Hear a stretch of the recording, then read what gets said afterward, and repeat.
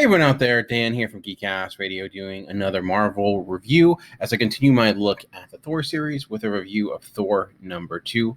Again, we have GCRN on Thor, no question about that. And continuing from last issue, Mike Del Mundo is on art once again. And for this issue, it was interesting seeing how a lot of things really slowed down with issue #2. Issue #1 was rather fast paced. You had it was even bulkier than this, but it moved at a really brisk pace. That had some of it, but much of this was really establishing kind of the next great conflict that will be occurring in this upcoming arc. A lot of the pieces on the board are beginning to be set. A lot of the alliances appear to be forming in one way or another. And with that, it definitely felt a little bit more bulky as an issue, and in some good ways, in some bad ways.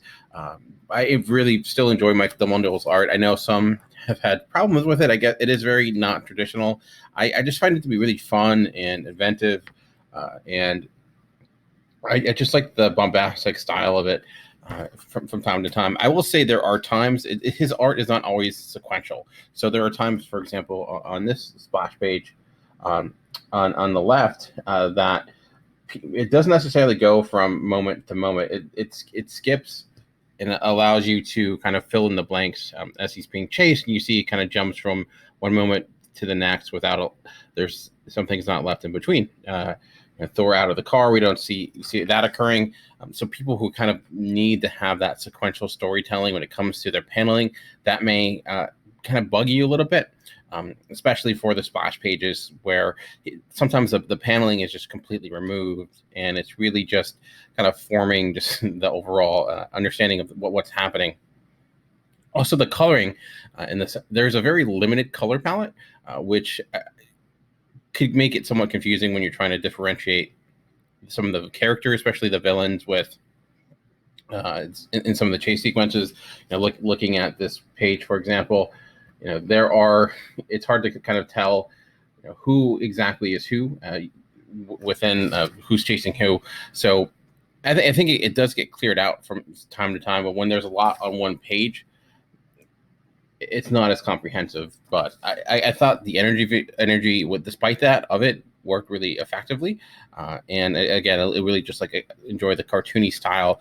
It's flowing really well, more than I would expect it for something like a GCRN, and like something like that, for example. I just find that really fascinating.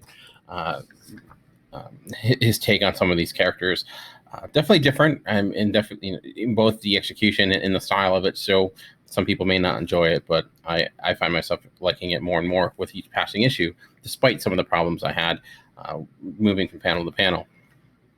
Story-wise, what I found interesting in this too is that there was some use of narration by Thor. It kind of came in and came out throughout this issue. And at first, I thought perhaps it was like King Thor from the future looking down at specific scenes, because it's not from beginning to end. It kind of pops in here and there, and Thor commenting on what's happening.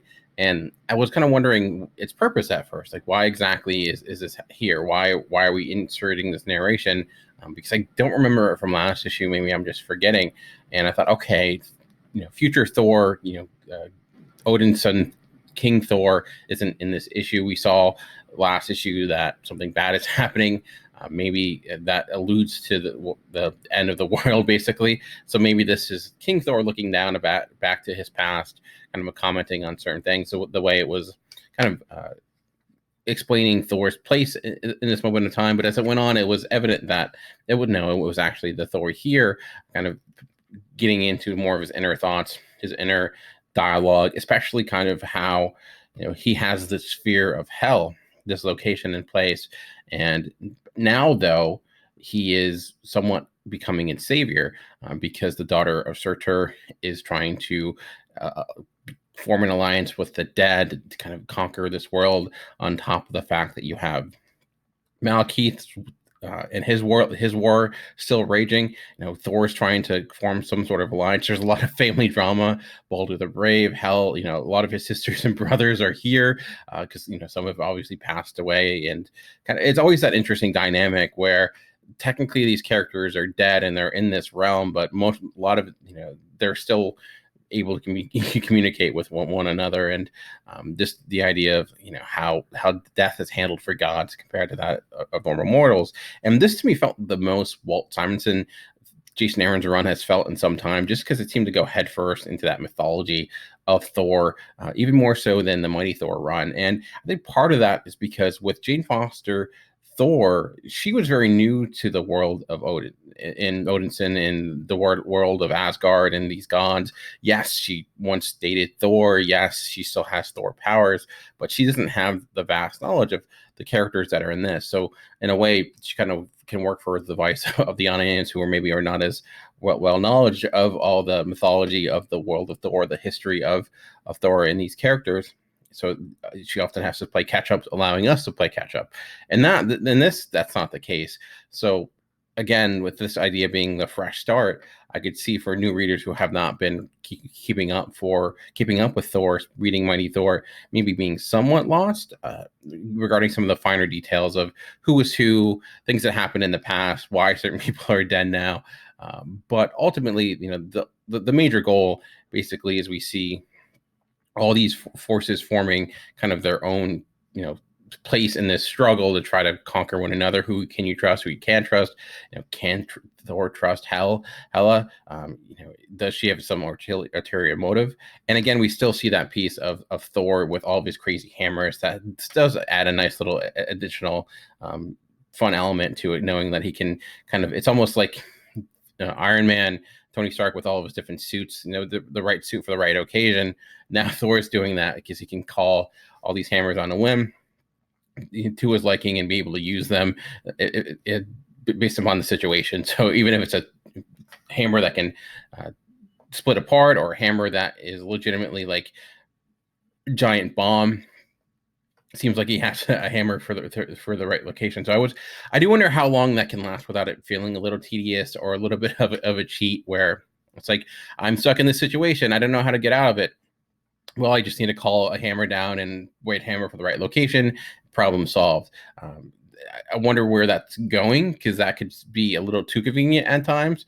It hasn't happened a whole lot, and we do see even when he does utilize a lot of these hammers and he thinks he has the right hammer for the right situation, it doesn't always work out. Sometimes it goes rather haywire, makes things worse. So keeping that element of Thor within this, where that's something that's carrying out, where we see Thor trying to fix problems, trying to do the right thing, but it seems like decisions he makes, his choices may in fact make things worse. The more he tries to help, the deeper the hole is dug.